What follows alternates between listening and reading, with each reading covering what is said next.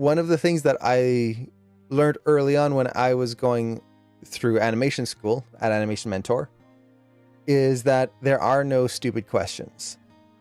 Now, I will say there are questions that could have used some research. So this is more along the lines of, let's say you're in school and you jump into a Q&A and you didn't watch any of the material. You didn't watch your lectures. You didn't read up on the orientation. You didn't do anything like that. Well, when you ask questions about, like, let's say, how do I upload my work?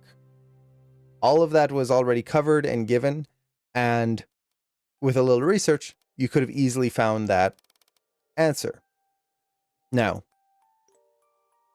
does that mean that you always have to research everything you possibly can before asking a question? No, because if we apply that mentality, you'll never answer, or you'll never ask any question, because there's always something to research. So what I usually recommend is, if you have a question, at least one that doesn't just pop into your head like just on the spot, try to take a little bit of time to search for the answer.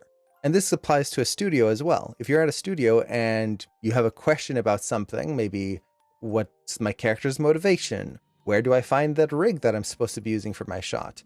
What's the actual shot number that I'm animating? Just take like 5-10 minutes and do some research, maybe half an hour, depending on what type of question it is. And do some quick research. Look around, see if you can find it yourself. See if maybe you got an email about it that you forgot to read, and see if it was already given to you. Once you have that, if you still can't find it, then ask the question. It's just a matter of trying to put a little bit of effort first so that you aren't, how to put this, you aren't just asking the questions that could easily just be searched and found in 2 seconds.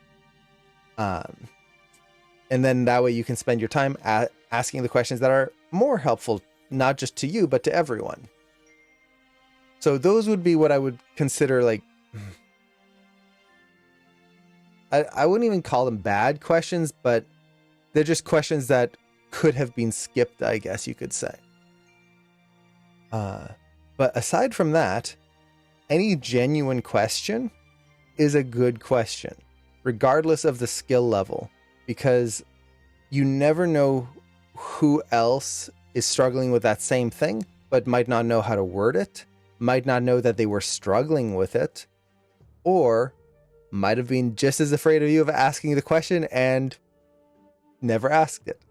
So asking these questions is usually something that's helpful to everyone, even if it is, again, a noob question. So yeah, I hope that helps and makes sense. Never be afraid of asking questions. That's how we learn. And kind of the point of, for example, Animation Mentor and also this stream is all about asking questions.